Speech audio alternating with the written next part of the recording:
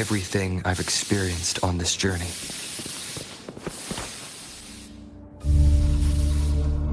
The Fraxidus is loosely organized.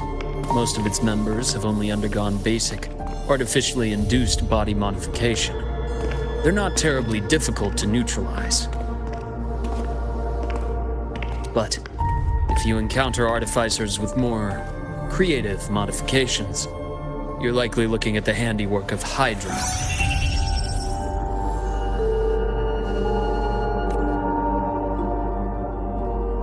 Hydra is their leading mind on human evolution and body modifications. Whoever they are, they often work in tandem with Siren. In other words, if you spot one, be on guard in case the other is lurking close by.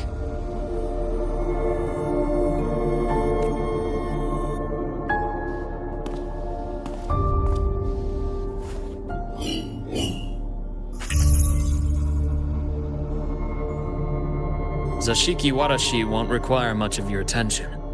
This overseer primarily operates in Ashinohara, a region that's been largely destroyed by the Lament. Ashinohara. I've heard of it somewhere before. The girl we had in the infirmary for a while. Chisa, I remember. The city that trapped her, Onami, is part of Ashinohara. Now, on to two key pieces of the puzzle. I did say the Fraxidus was a loose organization, but even the most scattered cells still need funding to function. Remember that report from earlier? It's only a matter of time before you go to the new Federation. And based on the intel I've gathered, that's their most critical base of operations. And where you'll find Eris. How critical? Do they operate in the open? Not exactly, but in a place where money talks, they must have members in the highest echelons of government and business. Key members. Their foothold in the new Federation has given them immense leverage. With that endless stream of wealth, the Fraxidus operates with impunity across the planet. Speaking of which, Star Torch Academy is also heavily funded by the new Federation. To be blunt, they're the Space Trek Collective's single largest donor. Eris, huh? Duly noted. I'm assuming the other key piece is the Grand Architect? The Fraxidus Grand Architect. Their true name is unknown. They only appear through borrowed identities. Real people, legendary beings, and even the phantoms of the dead from others' memories. I did brush shoulders with them once. It was a shame. I had no idea at the time, and missed my shot. This pen was the only thing I brought back from that great fire. I have yet to decipher the lettering, but it shows one thing for sure. The Grand Architect has been around for a very, very long time. It's a pity you called me to Lahai Roy. Otherwise, I would have continued following that trail. But you always have a good reason, right? You uncovered all this by yourself. More or less. I did have some help along the way. To get your hands on one of the Grand Architect's personal items, you did more than just follow a trail. You infiltrated them. Playing along with them isn't that difficult once you get the hang of it. Like I said, they are a loose organization. Knowing the Fraxidus, stealing all that intel on the Overseers is risky, no matter how loose they are. Each infiltration will only be more dangerous than the last. Luke, How can a doctor who doesn't value his own life save anyone else's?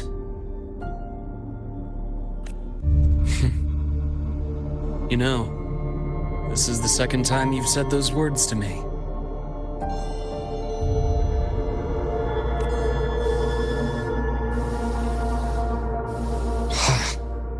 They got away again.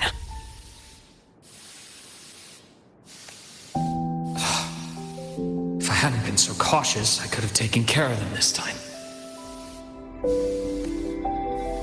I should send today's findings to him. It's been 2 years. Suppose I'm due for a report.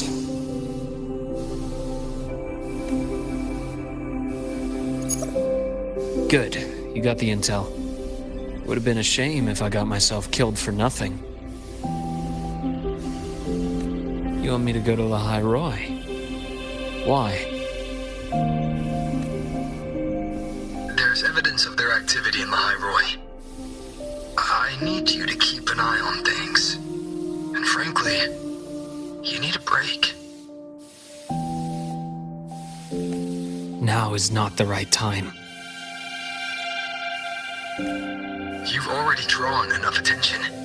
Do we really have to wait for you to get killed to decide it's the right time? How can a doctor save anyone else's life if he doesn't value his own? Keep pushing like this, and you'll be no different from them.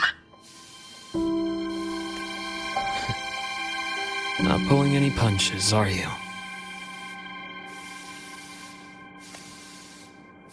Trust me, that's only the warm-up. The High Roy is a nice place, Luke. Bright, passionate students. Beautiful snow.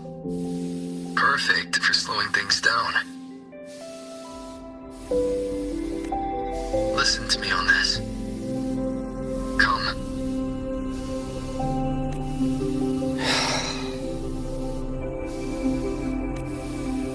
Very well. As you wish. So I've led a leisurely life in the High Roy ever since? No need to worry. I know my limits.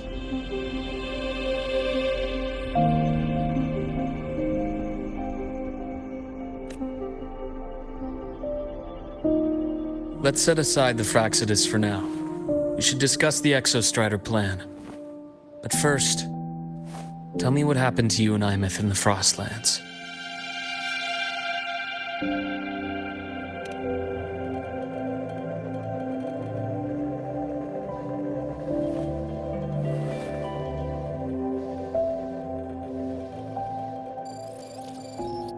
I see. Imeth, she... No wonder you're in such a state. I understand her reasons.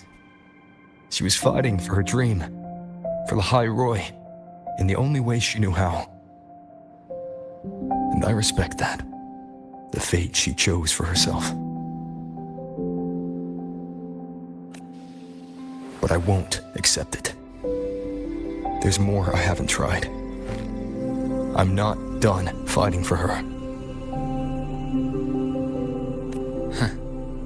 Of course. I wouldn't expect you to give up so easily. Now, about the Exostrider.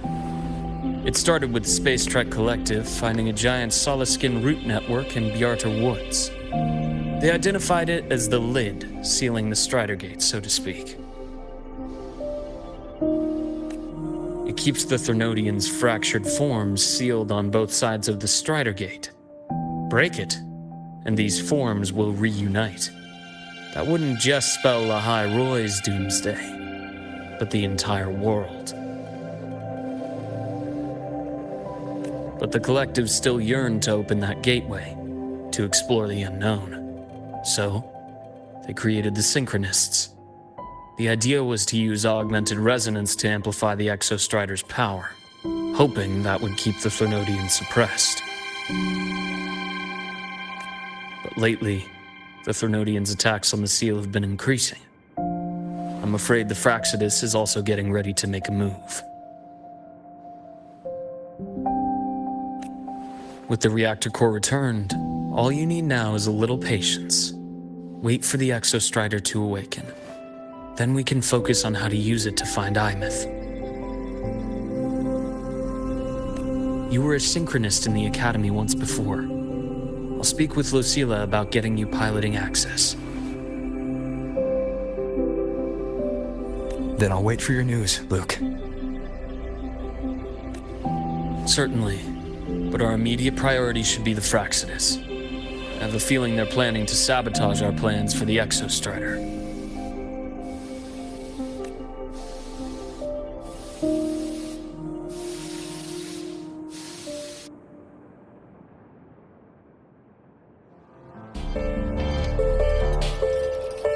Rover said he'd like to check on the Exostrider in the Frostlands before he left.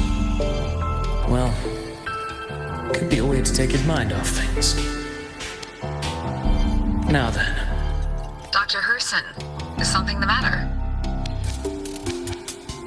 Must you always assume the worst, Lucilla? Can't I just call to chat? I find that highly unlikely, Doctor. Let's skip the preamble. What is it?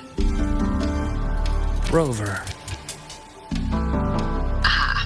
So this is about Imeth. He was so tight-lipped with me about what happened in the Frostlands. Yet he spoke to you. Sitting on our hands won't fix anything, and he was willing to open up. If a friend runs into trouble, I'll naturally step in to listen.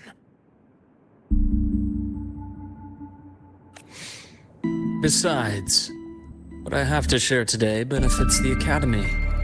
It could help us get ahead of a few potential issues. Very well. Let's hear it then. Meet me at the Institute, the usual spot.